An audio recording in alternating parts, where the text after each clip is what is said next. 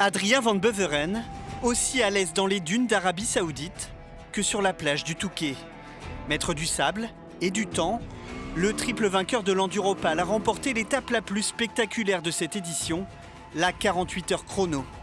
À l'occasion de la journée de repos, il a pris le temps de savourer l'une de ses plus belles victoires sur le Dakar. Je suis vraiment très content de cette étape, d'avoir pu gagner, c'est top. Ça fait plaisir, c'était 100% dune, c'était mon terrain de jeu, donc ça me tenait à cœur d'aller la chercher. Maintenant, j'ai une grosse tâche qui m'attend demain déjà, puisqu'il va falloir ouvrir la spéciale 7 qui est annoncée comme étant très compliquée. Pendant ces 2 jours de course, Van Beveren a su déjouer les pièges. Quand certains de ses concurrents tombaient en panne d'essence, le pilote de Rankinghem gérait sa consommation en roulant économe. La nuit, en bivouac, ne l'a pas freiné. Van Beveren a le feu sacré. 4e victoire d'étape depuis sa première participation en 2016. Plaisir mais aussi fatigue. J'ai l'impression que cette première semaine, je suis déjà plus fatigué qu'après un Dakar entier l'an dernier.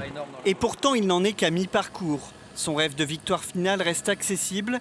Van Beveren est remonté à la 3e place du classement général. Il reste beaucoup à faire.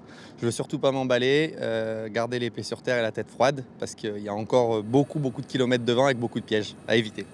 Il le sait, le Dakar peut se montrer impitoyable. Encore si spécial, 3700 km à affronter, suffisant pour combler les 9 minutes 21 qui le séparent du leader.